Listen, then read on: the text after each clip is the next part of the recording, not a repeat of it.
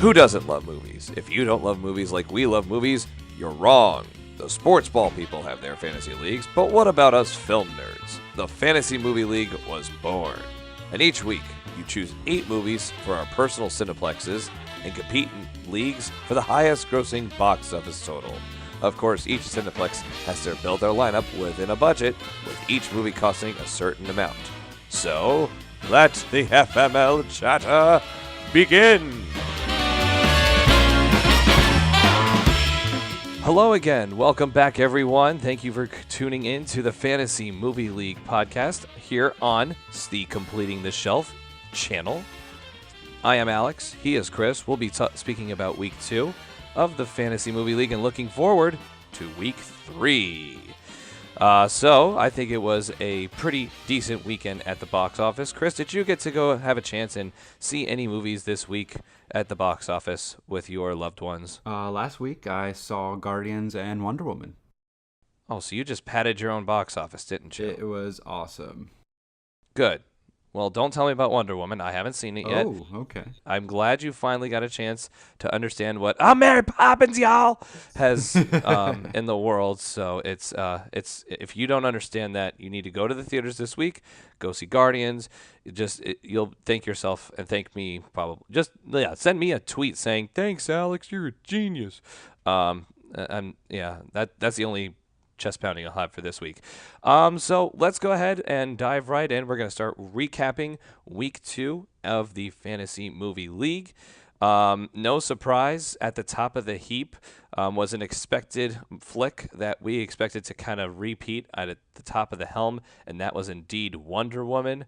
And I feel like everything kind of fell into place how we kind of expected it to be based on the dollars of each film and what we expected projected for each of the potential flicks. Do you feel what was your outward analysis looking back on Week 2, Chris? Well, I'm surprised that the horror film It Comes in the Night didn't do as well as I wanted it to do.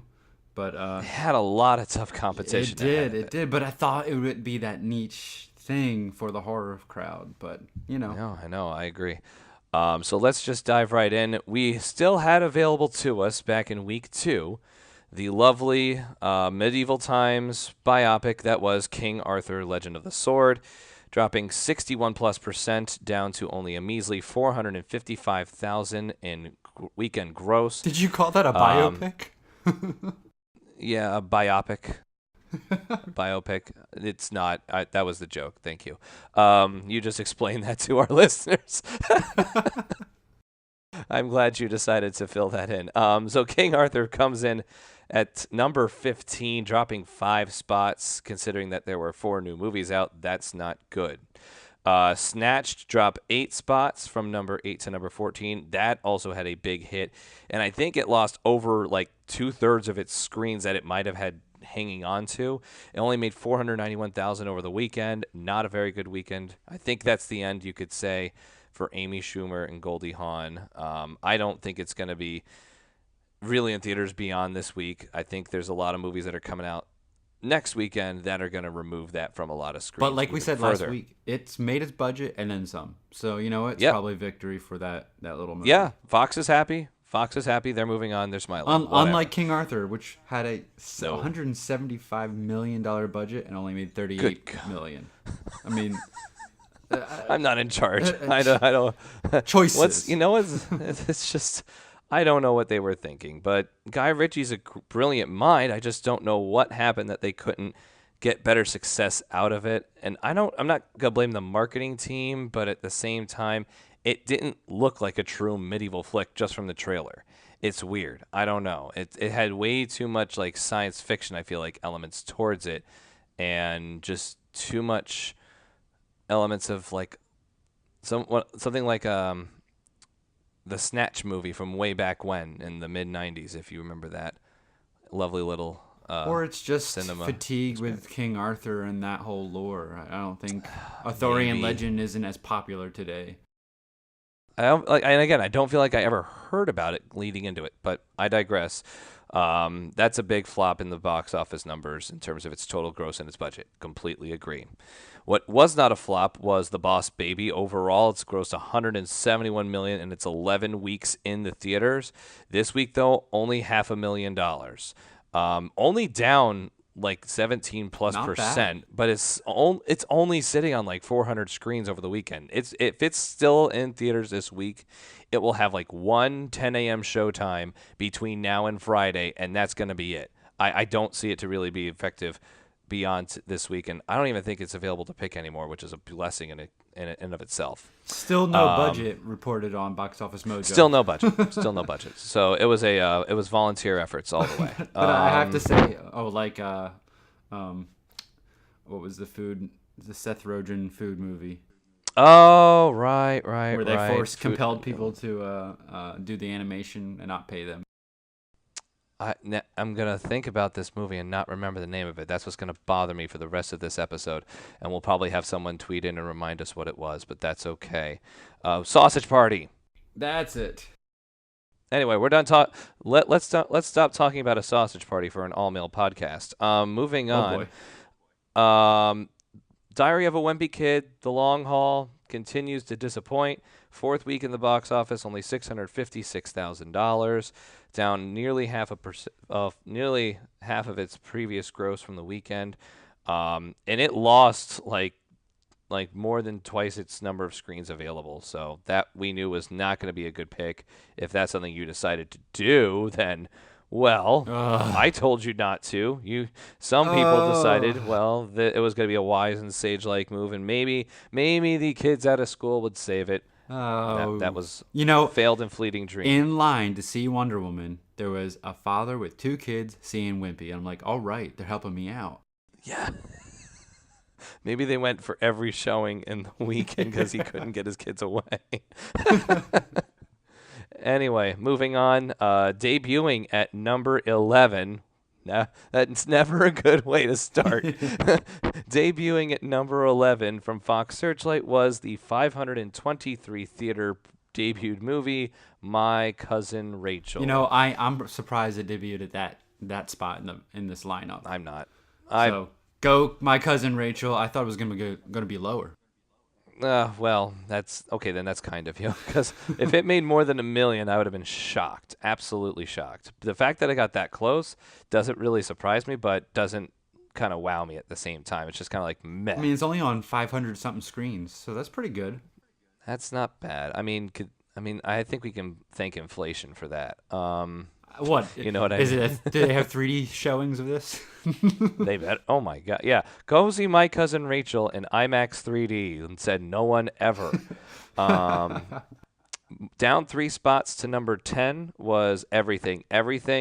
That one didn't necessarily lose half its screens. Maybe it lost a third to a quarter percentage-wise. But the box office gross dipped over half of what it made the previous weekend. And anyone that was suckered into that $28 choice for Everything got beat by it. I think that was a big surprise because I thought it was going to at least stay above 2, maybe 2.1. Mm-hmm. But to drop down to below 2, just like nearly at 1.5, and just birthing over that was... like, I don't know. It's surprising to have it drop so much in my mind. I didn't expect it to hold on to a big take at the box office, but I think that with so many other movies that came out over the weekend that there was expectation for, that I think that's why it lost out in the long run. Yeah, unfortunate. Moving down 3 spots as well to number 9 was Alien Covenant, $1.8 million in box office. It too did not quite lose half of its screens, maybe 40%, but the box office gross week to week out, weekend to weekend out, if you will. That's a nice fun word to say. 1.8 million in total weekend gross for the weekend of June the 9th. Thoughts? It's struggling to make up that $97 million budget. It's at 71 right now. It's not going to... I don't even think it's going to hit 75 million the rest of the way. Yeah. If it's and it's only been out for 4 weeks. That's how much stuff we have coming out over the next few weeks that's just going to make this feel like a failed effort in some ways. Anything that's not Wonder Woman or Marvel right now, I think is going to struggle. in the over the long haul, Yeah, over I agree. beyond their debut weekend. Yeah, beyond their first thrust into the cinema, if you will.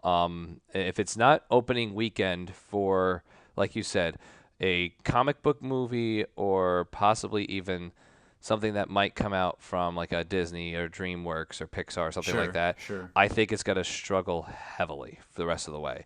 Moving on, debut movie coming in here at number 8 was the veteran biopic of Megan Levy. That debuted at 3.8 million, considering it had 1,900 screens. I think that's pretty good. Hmm. That means there was a lot of couples that I feel like went to that one to go watch that. So that was nice. But do you feel like it's like I said, with what was coming out this weekend and what's been out the last 2 or 3 weeks, it was a bad spot for it to debut at all. Exactly. It's unfortunate. You know, they should have held it off to like 4th of July, the weekend before 4th of July, maybe, because Yeah, I then the know. next weekend we have Spider-Man, but it could come out the week before I Spider-Man, maybe know. find a space there. But it looks like a good movie. You know, when I saw the trailers more, I spent time watching the trailers, making last week's video, and I'm like, this actually looks Okay. really good. It looks good.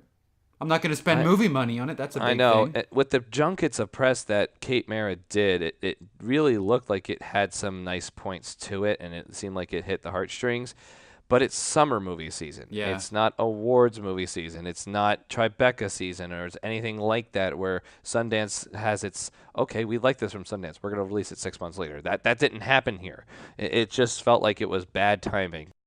Yeah, they're not going to. This is like too early for the Oscar, I movies to know. come out. So, I don't even think they're releasing Emmy nominations until like next week, I don't think. yeah. With the price of movie tickets, Hmm. I'm only going to watch something that needs to be seen on a big screen because of the visual storytelling, Agreed. right? This you can watch on your TV and be fine. You probably could if you stumble into it on like TNT or AMC or you name this channel here. Yeah, but I think that's where it would end up. I think it'll get its crack, of course, with like the HBO, Showtime, Stars of the World before it gets into network cable and things like that. Sure. But uh, like the whole timing of it, it still screams to me, wait for it to come out for home release, and I'm moving on from there. Baywatch, it still has sea legs, if you will. 4.6 million in box office, drops it 2 spots to number 7. Lost nearly It half of its gross. Yeah, I don't expect this to get above $5 million. You know what? I'm gonna rephrase that. I don't expect this to go better than 3.5 million the rest of the way. Agreed. That's not exactly bold, but that's just kind of how you should project that the rest of the way, considering what is going to be available to pick this weekend and other considerations. And at a total gross of 51 million, it's not going to make its $69 million budget. If it is, The it'll be fact that limping. I don't even know because compared to Snatched, I feel like that's a rather inflated budget compared to the two. I don't know how much CGI was involved with Snatch, and I don't know how much. Well, all the Rock's muscles, Oh yeah, the muscles and the shine and all that. all the and oil they had to buy, and people, several people for each bicep probably they had the to rub on protein the they oil. had to the protein they had to buy for Zac Efron alone. All the So testosterone they had to purchase and yeah, supplement. Yeah, I think that's where the and budget comes from. I'll just say this: of the quote unquote Baywatch babes that kind of flanked Zac and The Rock. I feel like that was a bit of a letdown. I don't know any of the names offhand as like a big name SI swimsuit model that is wowing and dazzling. I'm not asking for Pam to reprise her role. Absolutely not. No, But if you told me Kate Upton was involved, Emily Rajewski, someone who we know is visually alluring in less material of clothing, if you will, I'm just saying you might have had more people come in and want to see the said Baywatch babes. Toting Zack and The Rock didn't make sense because you had in the original TV series Hoff and Pam. You didn't have Hoff and Mario Lopez. You know what I'm saying? It made sense to pair a guy and a chick as part of the vehicle that drove that TV series forward. I couldn't name or have you or tell me, oh, I know who that is of the Baywatch babes they were featuring because they just had two bros at the front, just like yo. well, look. Dwayne Johnson and Zac Efron, they're funny and they're pretty good. So they're That gonna helps. sell. They're gonna sell a movie. They're a name like Tom Cruise will sell a movie. They're not as powerful as Tom Cruise, but it's just interesting in a world where Wonder Woman and femininity is being presented in such a strong light Hmm. that Baywatch is coming out and it's not doing well Yeah. because it flaunts that type of stuff. You know, women as Right. objectification. I think I it's being I think it's hurt by lucky that. it's getting what it's getting. This is true. Totally agree. Moving on. As you mentioned, the horror flick that did debut this week comes out at number 6. It Comes at Night makes 5.9 million, just shy of 6 million in its opening week. I'm kind of impressed by the number, all things considered. Considering it had maybe 2/3 of the total number of screens for the premiere movies that are out right now. Yeah. But I feel like if there was a chance for it to make up whatever was its budget, it needed to maybe have more weekends repeating like this in order to make it a commercial success for the studio. And it's a smaller studio that released it. A24 is not exactly one you've heard of every so often, but it did release Moonlight that many weeks ago. So Mm. it's not exactly needing it to try to do immense numbers. Moonlight wasn't exactly a commercial success, it was more critical success. Yeah. What's the problem with A24 is I think this movie was rated at 84% on Rotten Tomatoes. So critics like it. It's going to be a good movie, but the Agreed. marketing isn't there. I think that's a No. problem with this studio. So they Right. need to put more money into that. Well, they got to make money Again, when you're first, but whatever. when you're young, it's tough to get on the forefoot and do that, but you got to start somewhere. Moving down one spot to number 5 was Guardians of the Galaxy Volume 2, $6.3 million in weekend gross. To have it only drop 35 plus percent, like I think it's 35% right in that ballpark, and lose not even like 20% of your screens, or maybe like somewhere between 20-25%, you've got to be happy with that. I mean, if you decided to select it, you did well in choosing that to support whatever was your number one choice this weekend. So it played its role in feeding your total box office growth. So Yeah, I'm very yeah. If you load your screens with Guardians, you were pretty intelligent. Anyway, moving on. Pirates somehow makes $10.7 million this weekend, less than half of what it made last weekend, and still on 3,600 plus screens. Is it going to stay over 10 million anymore the rest of the summer? Yes or no? Not this week because of Cars, but if that wasn't out, maybe. But I don't think so. I think it's dropping below 6. So right now, its total gross is sitting at 135 million plus dollars. The rest of the way, considering what summer is going to continue to have for us, would you project over or under 165 million? Under. I think that's a bit, and that's a really high ceiling at 165. I think the number's going to hit somehow closer to maybe 155, 150 at Yeah, I best. agree. Considering again what else is coming out, what else is still available, and we're only at June 9th. We're still 4 weeks away from the July 4th haul of movies that are going to come out to continue big summer blockbusters, if you will. Um, we find ourselves now moving from Pirates of the Caribbean, Dead Men Tell No Tales, which came in at number 4 last week, to seeing another movie come down one spot, and that is Captain Underpants, the first epic movie, dropping 49% almost, down to 12.1 million in weekend gross. Overall, $44 million over 2 weeks, which for a kids movie Yeah, is really. good. It actually gained more theaters, but lost overall percentage. So you can't really take a heck of a lot away from it in its second week. And I think it's going to get even tougher for it to really get over that double-digit million-dollar Especially, threshold with what's yeah, coming out yeah. this weekend. So I really would avoid this if you can. The only reason I would try to put it on there is, well, the other problem with that is its price per screen seems a little bit on the higher end for how I would like to price it.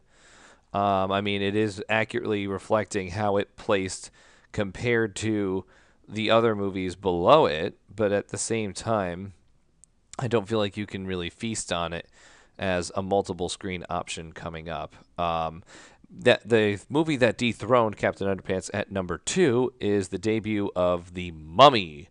I don't even know if you want to call it a reboot, just a completely reimagining, if you will, starring Tom Cruise. Did not favor well with critics. I'm going to go ahead and just say this. There was someone at work who saw it, said she hated it, and said someone else in the theater about 2/3 of the way through the movie got up and said, "This movie sucks," and left. Wow. I thought this would just be a plain fun popcorn flick, but who knew it would be terrible? I did. It's Tom Cruise. Still, there's a lot riding on this. This is Universal trying to build a whole cinematic universe off of this movie. Like, they gotta get it right. I know. But, I mean, DC is building a universe, and their films are... I mean, she even said that there might even be hinting of it having a sequel somehow, some way. And I'm like, please don't do this.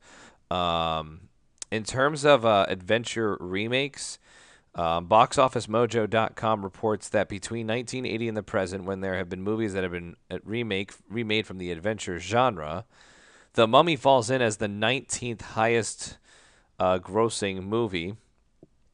And in terms of an opening, it ranks as the 7th highest. And you can thank inflation for that. Nothing more, nothing less. I don't know how it managed to get up so high. I mean, the ticket prices are like $10 a ticket now, at least where I'm going. Yeah, that would make me upset as well. And my daughter, she's upset too in the background. No worries. Spock pulling double duties, babysitting and podcasting. Never fun for any man to multitask, let alone that portion of what's on your plate. Well, at least you're both cute, so it helps. Thanks. Anyway, Wonder Woman still holding. She's cute too. Gal Gadot is easy on the eyes. You're correct. Still number one, $58.5 million in weekend gross, bringing it so far to its domestic total of $206.3 million. Yes, I agree. Worldwide, just under $500 million, $438.5 million so far there. It dropped only 43%, which I think was a nice light drop compared to other comic book second week drops where you can see sometimes as high as 65%. So I think Warner Brothers has to be happy with that. Well, the thing with the drop on a movie like this and Guardians and Spider-Man is like everyone rushes out to see it. Oh, right, I want to see it first. I don't want to hear about it at work. Look. So the drop doesn't mean, oh, everyone's done with this. It means... huge people turned out for the first week. So opening week was 148 million. Second week was 58 million. Over under for Wonder Woman coming up here in week 3. Would you go over or under a box office total of $32.5 million? I'd go over. Okay. I'd go around 38 to 40. 30. That's generous. I don't know. Here's my problem. I think it could continue to trend in the 30s. I don't know if it can get. I'm gonna say right because I'm gonna hit it right at 33. So I'm gonna say slightly over, but not like crushing 38 million like you are. And I think with the movies that are coming out this week, I feel like I'm hedging on the right side of it. Trust me, I'd like for it to continue making money and have people go and see it. But being that there's a decent set of 2 or 3 movies that are coming out this week that could offset that, true, that could make an interesting impact. Which brings us to our week 3 upcoming movies that are being released. We start with the one of 2 kids movies, I'll say, and this is The Book of Henry is offered to players this week. It is being offered at $31 a screen. So far on Rotten Tomatoes, it is receiving a 92% of users who want to see it. Critics so far have not given us any intel as to what they are leaning on for this particular film. Do you know anything at all about the Book of Henry, sir? I know the summary from Rotten Tomatoes. It says it's the story of a single mother raising two boys, one of whom is a genius. And this kid, he's writing a book in which he plans to contend with the terrible things going on next door. And Okay, so the mother not a tries kids to movie. execute this Not a plan. kids movie. Not a kids movie. We Does take that back. I don't know. It's Yeah, got I don't kids know in what it. this That's where I is. went south. That's my bad. Yeah, I'm not sure what this is. It's really. coming out with a What- rating of PG-13. Big headliners you've heard of include Naomi Watts and Sarah Silverman. And I don't know if Silverman's supposed to be comic relief or just Wait, I don't- she's the star of this? she is listed as a star along with young actors including Jada Lieberher and Jacob Tremblay.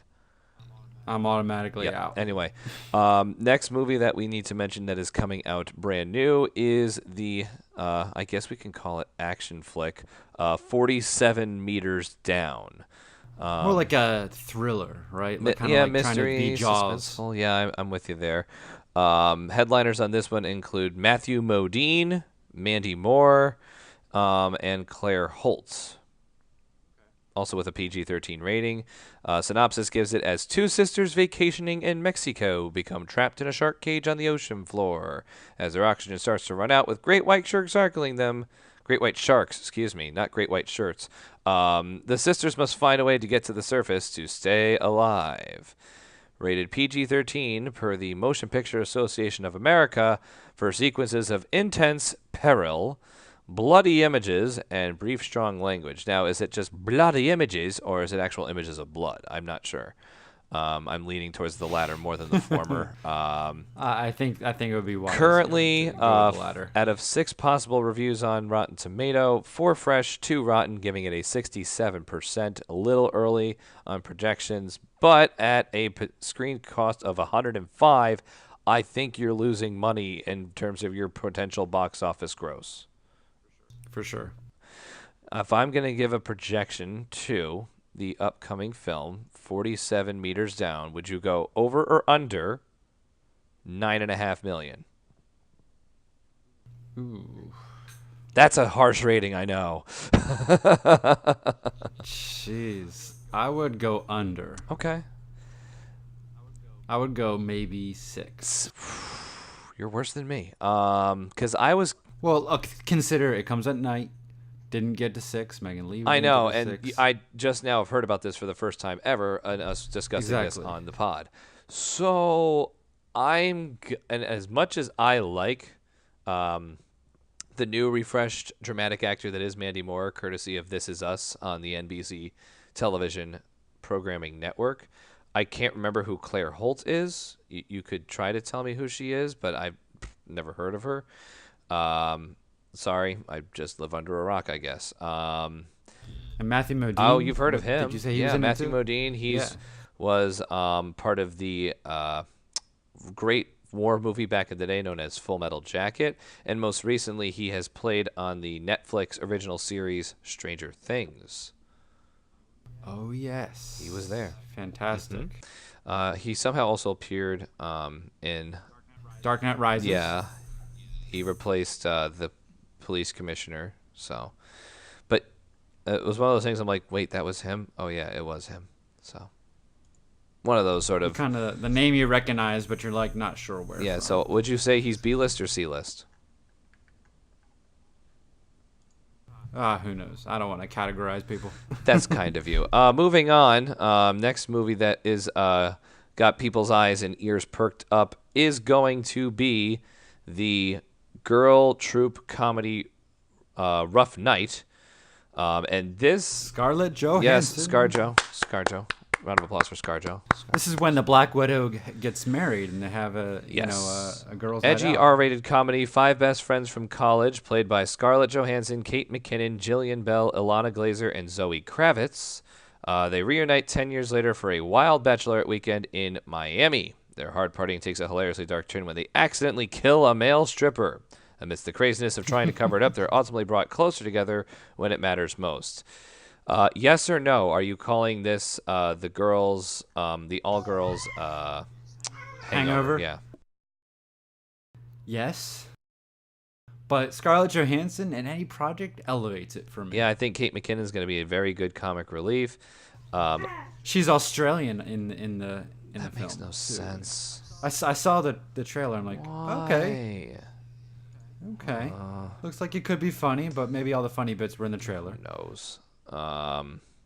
Due to be released on 3,000 screens. Looking back on 47 meters down, that's due to be released on 3,500. And the Book of Henry falls into the My Cousin Rachel category, only 575 potential screens for its release this coming weekend. Okay. My next movie that I'm going to look at, and I'm calling this the trap play of the week because it's going to have a lower price point compared to other movies. It's a premiere that's going to be a humongously popular story topic in the portrayal and the characters it's talking about, but I don't think it's going to hit as hard as it should. And that's going to be All Eyes on Me, the Tupac Shakur movie that's coming out from Lionsgate. Runtime is... This is gonna be popular. I think. I agree. I hope it's going to be popular as a fan of Tupac. Kind and of hip-hop. like just out of straight out of Compton. Yeah. That crowd. I don't know if it's too late on catching the wave of that, per se. Like I said, it's over 2 hours long. Demetrius Shipp Jr. will be playing Tupac Shakur, directed by the one and only Benny Boom. Yeah, exactly. Benny Boom from Next Day Air. Exactly. Moving on. If you saw Next Day Air, then you are wiser than the rest of us. That thing came out like 8 years ago. It was not good. Made $10 million in box office, and I hope this debuts at higher than $10 million because of inflation only. But Well, the name Tupac is gonna bring yeah, people. I think anyone who doesn't want to deal with cars and they're like, nah, Rough Night's too girly for me. I think all the gangster kids are gonna go see All Eyes on Me and want to go see how they portray Tupac in this film. My only issue, it's only coming out on 2,400 screens this weekend. It's significantly lower than two or three of the premiere movies that are going to be coming out this weekend. And for a debut, it feels low at 2,400. Well, this might be one that grows. I hope so. Because it's a biopic, I hope so. Biopic. I'm not. I think it's biopic. I think you're right. I think so. Any hoot. Biopic sounds like myopic. That's not good. No, it's. I'm sure your wife has something to say about.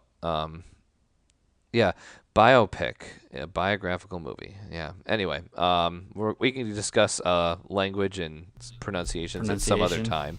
All Eyes on Me is costing our players $327 a screen. Again, you have 1,000 to play with.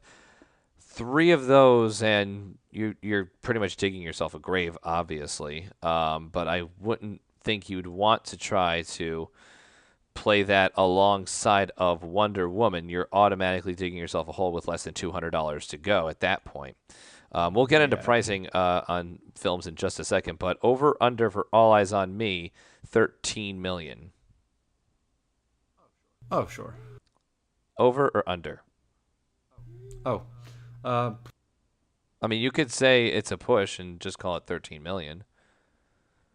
I'll just call it $13 million. All right. Well, really, I don't know. This is kind of a wild card because it's so few not on as many screens. theaters. That's what's struggling about it. So I think this is going to be a slow burn. It's going to just be consistent. Probably and right. steady. No budget on the production that Box Office Mojo has certainly released upon it, but I feel like looking back on Straight Outta Compton, which covered more NWA instead of just one in particular artist, if you will. Excuse me. Straight Outta Compton came out on a weekend where it pretty much stood head and heels above everything else. that particular weekend, it came out alongside The Man from U.N.C.L.E., and it dominated it by far. I think it was like $60 million for that particular opening weekend. It went on to gross 161 overall. So I think for the weekend that it came out, it was number one. So I don't think All Eyes on Me can have that impact. I think it's going to fall way short of that 60 million. I think that 13 is generous, but it could hit that. I think its ceiling at best could be 22. And again, you're competing with Wonder Woman. You're still competing with The Mummy. You're still competing with Guardians. And you're competing with the big one that everyone's been talking about here for the upcoming Father's Day weekend, and that is the Disney Pixar threequel. That is Cars 3. I made a word up. I'm sorry. Ka-chow. Yeah, I'm not ka-chowing on that. That was pathetic. I'm sorry. So far through 25 ratings on the lovely Rotten Tomatoes, 17 fresh, 8 rotten, an average of 6.7, giving the tomato meter 68%. The story says is that blindsided by a new generation of blazing fast racers, legendary Lightning McQueen, voiced of course by the affable Owen Wilson, is suddenly pushed out of the sport he loves. To get back in the game, he will need the help of an eager young race technician, Cruz Ramirez, voiced by Cristela Alonso, who has her own plan to win, plus inspiration from the late fabulous Hudson Hornet, of course, voiced by the now deceased, unfortunately, Paul Newman. This movie proving that number 95 isn't through yet. That will test the heart of a champion on Piston Cup Racing's biggest stage. Of course, G rating. Runtime 109 minutes. Cost per screen $719. Okay. Well, the low kind of disappointing critical reaction, I don't think means a thing. Kids love cars. They'll watch anything with cars. I hope so. The little kids. I have Tiffany's son. He'll just watch the heck out of cars. Right. Yeah. So the rating from Rotten Tomatoes means nothing. I agree. Turnout. I agree. For me, I didn't see Cars 2 because it didn't look good. It was good. And it was good. It's the Tokyo Drift one, right? Yeah, it kind of goes into that import thought process. It does go over to overseas, and it does a little bit from the formula side, or that at least they're touching on it. But this one doesn't quite do that, and it's got a little bit more drama to it. I feel like a little bit deeper. It may have some life left to it. Again, right? Nothing like a midlife crisis to propel a kid's movie. Yeah, I guess. Over under, and this. I'm bad at these. But continue. We'll see next week. Well, viewers, take note. How bad is Chris at these? Tell us more. Tell us in the over under. How bad am I? Yeah, over under. How many has Chris gotten right? 2.5. I'm gonna say 113 million. Pretty good. That seems high. I think its ceiling could be Guardians level 140, and I think it's because it is the true ringing in of summer vacation for all the kids and families, since they haven't had a chance to do that since maybe Boss Baby. Not that Boss Baby. No, not you, Caitlin. Perfect. But I think that 113.5 million could be its at the top of the bell curve, if you will. Yeah, I think so. I think around 100 is what we're gonna look at, but we'll see. Are you I was very wrong with Wonder Woman. In my head, I was thinking, she'll probably open with 80 million. Yeah, that's true. I was very, very wrong. Are you surprised that FML in this particular weekend decided not to go ahead and do this as a Friday, Saturday, Sunday multi-night decision? Because with movies like this, they've done that maybe once or twice, and I think the last time they did that for a true G movie was Beauty and the Beast, the live doing just a few months back. I don't think this is gonna anywhere compete with Beauty and the Beast. So perhaps that's why they did it. That was gonna be so huge. Fair Beauty enough. and the Beast. I don't think Cars is gonna get to that level. Yeah. It'll do well though. And that's the thing. I don't know if this studio per se is banking on this to really be a huge win for them. Beauty and the Beast in its opening weekend did 174 million. It certainly didn't have anything to compete against in terms of Kong Skull Island, and the only other premiere movie was the Belko Experiment, which. Huh? Yeah, exactly. Logan, Get Out, The Shack, Lego Batman, those were already still in theaters at that time. Man, Logan was awesome. All right, let me go ahead and grill you on the spot. Did Logan or Beauty and the Beast make more in well, no, that's an easy question. Beauty and the Beast made more money. I'm kidding.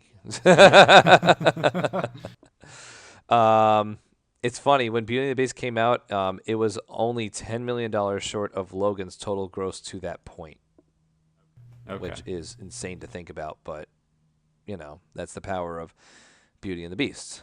So let's go through pricing real quick of what is available here in Week 3 for your 8 Fantasy Movie League screens. Lowest to highest, everything is $10 a screen. Alien Covenant, $11 per screen. Megan Levy, $25. Baywatch, $29. Book of Henry, $31. Again, that's that's your cousin Rachel play of the week. And I think I'm gonna come Exactly. up with the my cousin Rachel choice every time. It's not. I would rather see my cousin Vinny than my cousin Rachel. It Comes at Night, $34. Guardians of the Galaxy, $60. Pirates of the Caribbean, $71. Captain Underpants, $78. 47 Meters Down, $105. The Mummy, $167. Rough Night, $243. All Eyes on Me, $327. Wonder Woman, $478. And Cars 3, $719 per screen. You choose that, you're down to $281 over 7 other movies. I think if my mathematics are right, you're down to like maybe choosing something for $40 a pop. Well, you still have Rough Night, but that'll clean you out, and then all you have left is It Comes at Night, and the rest below that. See, So, that's the thing. This is hard to choose. I And think you only by have $38 left, so you can't fill it. I think by not choosing Cars, you might be leaving yourself in the dust. But Ha. I see what you did there. it's just gonna be, I think, such a big hit for the families that they're just gonna go out in droves to You- see you it. have And to I think choose the loyal Cars. Cars fans over time, I think they're just gonna help push that number higher. I mean, you could build the strategy of going with. I wouldn't do 2 Wonder Womans because you're obviously just absolutely committing suicide on those other empty screens because you're leaving yourself with only $44 left. You could try to balance it out with the 4 Alien Covenants to try to only lose $4 million in total box office by leaving the 2 screens empty. That's something I would avoid doing. And I don't know if 2 Wonder Womans would match the 1 Cars. That's my issue. I don't know if a Wonder Woman and multiples of Rough Night could help offset your numbers either, because with 2 Rough Nights, you're also leaving yourself way short. I agree. I think I'm gonna do the Alex strategy and load up on some Guardians. No, it worked 1 week, but it didn't. I don't know if it's going to work every single week. You can at least give yourself 4 Guardians and then leave yourself with. You could probably get away with. I'd say, between everything, and Alien Covenant, I don't know who's going to make less money. Yeah, It's just pick your poison on that. Yeah, it's tough. I don't know if Guardians is going to stay. That's my big fear right now is what will Guardians do after hitting it off so well this previous weekend. Guardians only lost 35%, right? This is I know, gonna but hang I think around for a while until Spider-Man. I don't know if it's gonna stay above 3 million. Really? Here. It's gonna I'm go in now half? thinking about this. I think it could get halved, Okay. and I'd like to see how many screens it's losing this True. week to what's being released, and I think that might play a big portion as to why I would hedge on maybe 2 or 3 Guardians, and then maybe go with It Comes at Night to fill out at least 2 of the 3, and then give myself 1 Megan Levy. I think that could work out a little bit better. And I hate to say that, but that doesn't really give a lot of hope to a lot of folks. This is a tough one because there's good movies to go with, but they cost. All the good movies cost a lot. And I think Cars is priced correctly. Yes. That's what's unfortunate. I think Cars is priced correctly, and there's just a lot of other mouths to feed, if you will. It's true. Do you think Captain Underpants could swoop in and take a lot of the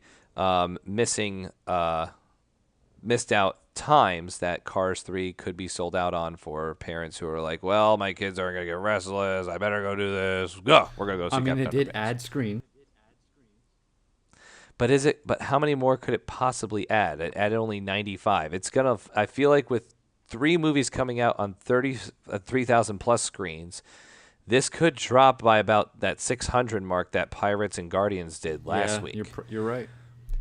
And with Cars coming out, this movie is irrelevant now as a kids movie. It's not completely irrelevant. Again, I think it's that filler that could offset a lot of the Cars numbers for folks who have sold out of it or purchased their tickets in advance. And I don't know if the Thursday premiere night numbers compared to what was usually just Friday numbers are going to offset that in any way. That's what's like weird is just that it really only covers Friday, Saturday, Sunday of this particular weekend. Yeah, this is a tough week. I'm going to go ahead and make my prediction. I'm going to go ahead and set myself up for failure and pick it apart however you decide. I'm going to take Cars. I'm going to take...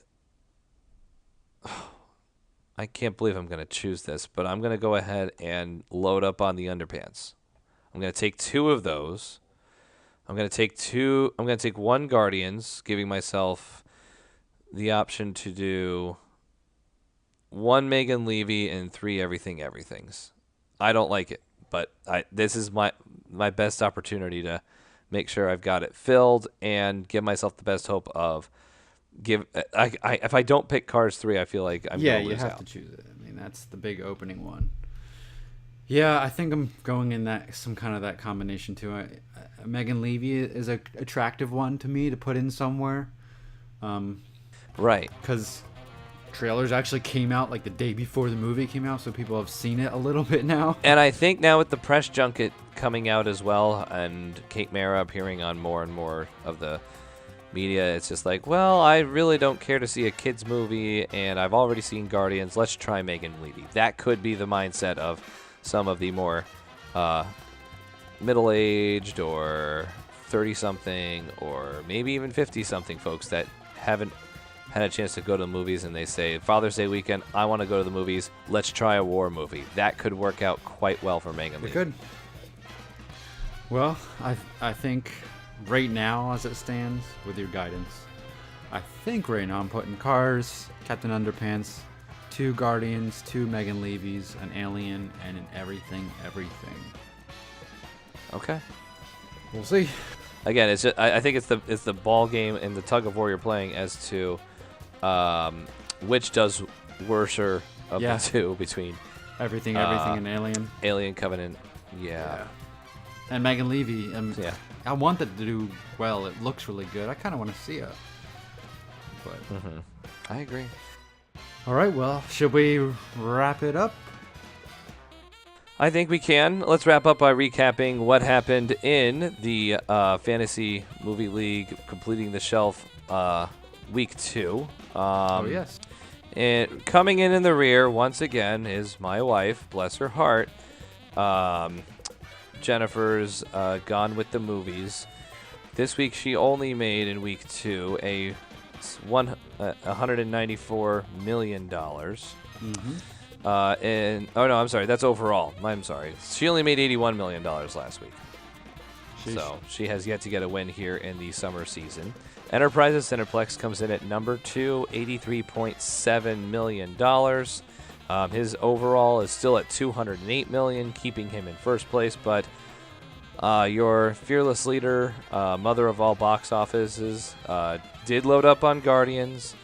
got rewarded for it. 90.6 million. Well done, sir. Well played. Almost a $7 million victory over his closest competitor, and cutting the gap to $5.5 million between himself and first place. Chris in week 2, he selected, of course, I selected 2 Diaries of a Wimpy Kid, 2 Everything's, 2 Guardians, which finished higher than It Comes at Night at 5.9 million, and then the 1 Wonder Woman. Mm-hmm. I really thought that It Comes at Night was gonna do well. Oh well. I kind of just want to see if it's good, just to give me some vindication for choosing it. I know. Number 1, I chose, as I mentioned, 1 Wonder Woman, 4 Guardians, 3 Everything's. The perfect box office for week 2 turned out to be 1 Wonder Woman, 5 Guardians, 1 Alien Covenant, and 1 Diary of a Wimpy Kid. 48 players out of a possible many thousands. I don't remember the specific number, but 48 perfect Cineplexes were achieved in week 2.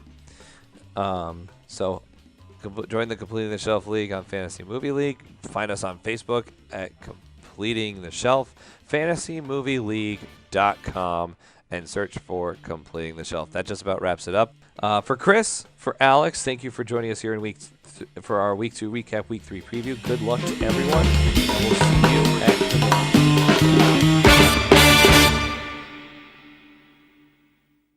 Ta-da! We did it. Barely. Dragging across the finish line.